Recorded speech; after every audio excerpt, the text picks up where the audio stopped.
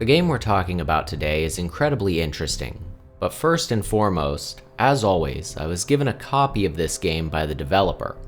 Now, Red Sea here was actually still in development at that point in time, and I even contributed some feedback.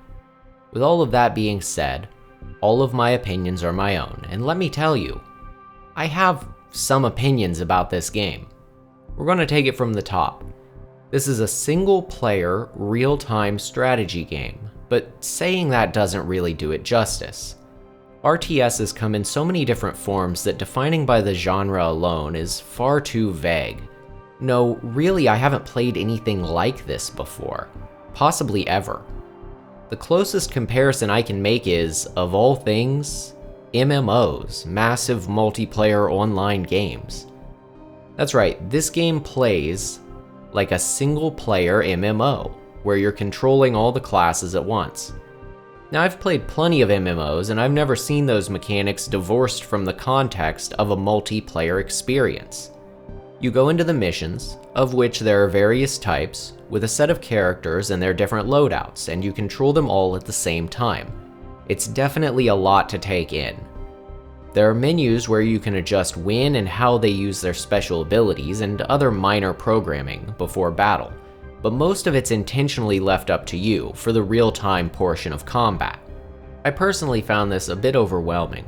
There's a lot to understand here, and I'm going to say this is because of the lack of experience I have with this sort of game and the language used. It is a bit dense, but understanding a game is a two-way street, and this game does have a tutorial. It's just that this menu is over my head despite fiddling with it a good deal. Let's talk about controls. Nothing too crazy, keyboard commands and mouse clicks. Certain keys do certain things, it's par for the course with this type of game.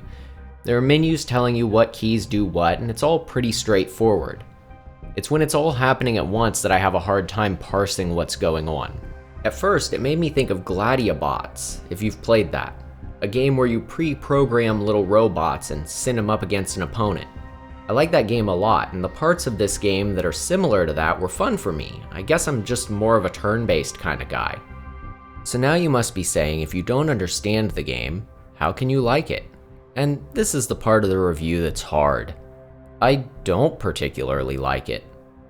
But this game wasn't made for me. This game was made for a different audience, and while I love to try new games, this one just didn't land. Here's the fun part though, I don't have to personally like a game to direct it to the audience that would, and I do think this game has an audience. You can tell the developer put a lot of care into making it. It isn't some cheap cash grab, there's heart and soul here, even if it doesn't connect to me specifically. I think the mechanics are interesting, and I think the gameplay is solid if it appeals to you. It's also not going to break the bank to give it a shot. The game is $5 on Steam. If what I've shown you today looks like it may appeal to you, or perhaps you want a unique experience, I know I haven't played anything like it before, I say hey, $5 isn't much more than a nice cup of coffee nowadays, yeah? I think this game has a lot of potential, it just needs to reach the right audience. If you do give it a shot, why not leave a comment, tell me what you thought of it. I'd love to hear from you. Thanks again to the developer for listening to my feedback and providing me a copy to review. And as always, I will see you next time.